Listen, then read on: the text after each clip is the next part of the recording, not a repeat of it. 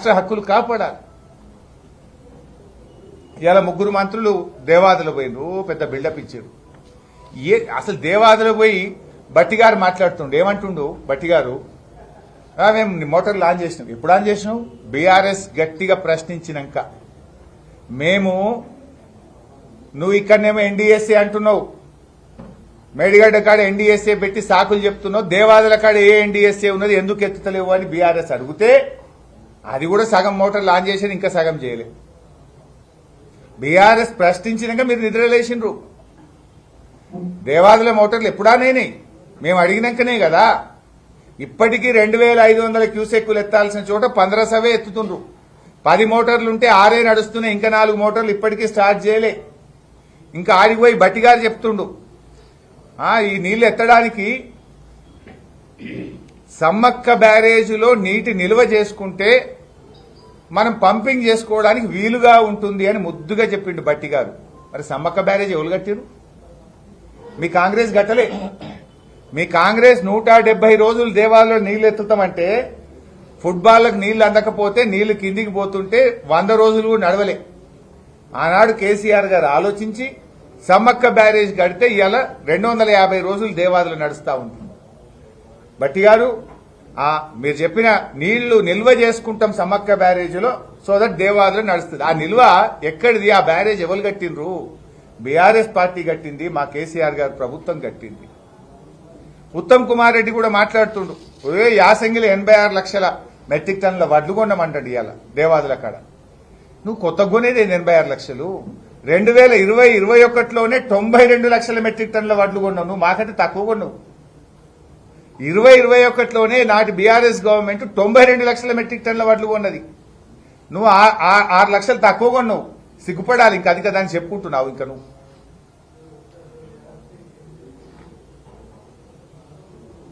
ఉత్తమ్ కుమార్ రెడ్డి అంటుండు, మేము Kannepalli pump house నడపం, అది నడితే ఎల్లంపల్లికి నీళ్లు పోవు అంటుండు.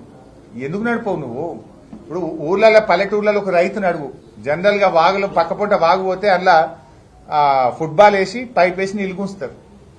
వాగులో గాని చెక్ డ్యాంలో గాని బాయిలలో కూడా అంతే, బాయిల మోటార్ వేసి గుంచుతాం కదా.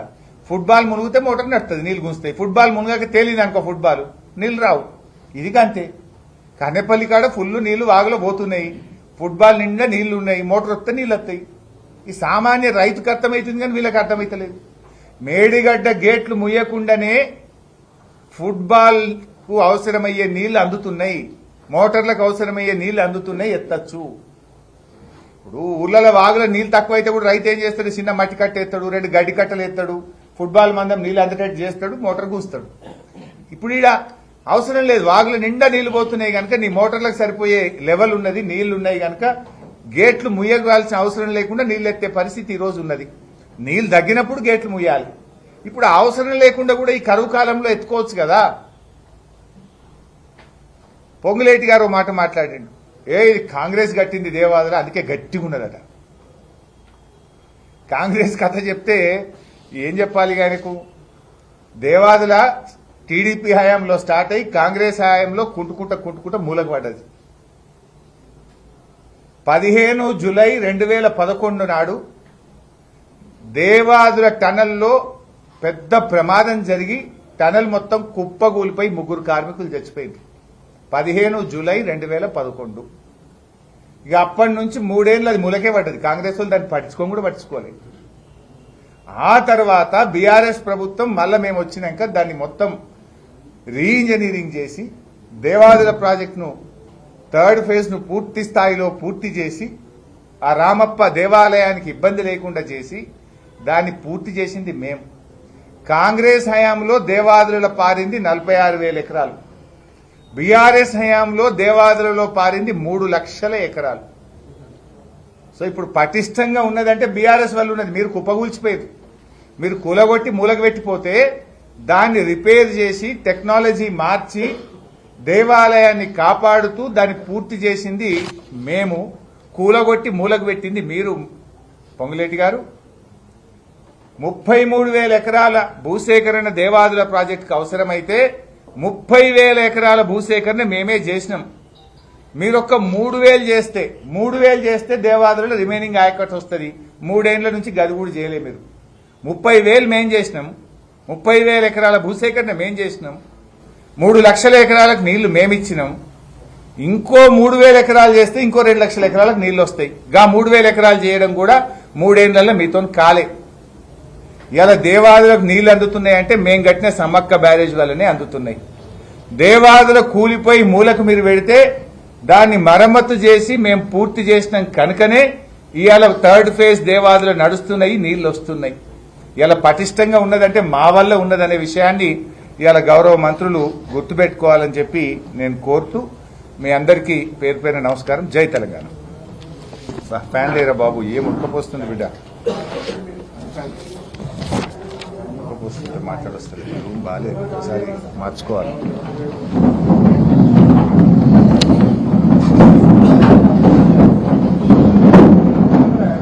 యాదగిరి సాబ్కి సంబంధించిన ఒక అతి ముఖ్యమైనటువంటి విషయంలో రాష్ట్ర ప్రభుత్వము, రాష్ట్ర ముఖ్యమంత్రి రేవంత్ రెడ్డి గారి నిర్లక్ష్యం సుప్రీంకోర్టు సాక్షిగా ఈరోజు మళ్లీ బట్టబయలైంది.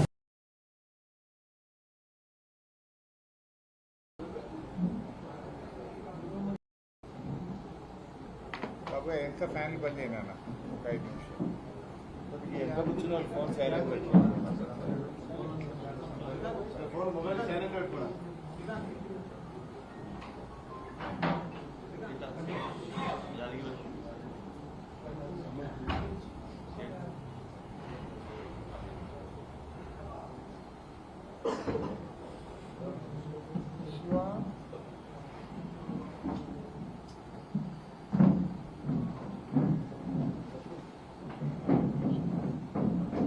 ఇంకా వస్తారు నాన్న, ఇంకో 2 కుర్చీలు పెట్టుకోండి. ఎవరన్నా ఇంకా 3 నిమిషాలు టైం ఉంది, వస్తే వాళ్ళకి చైర్ పెట్టండి విలేకరులు.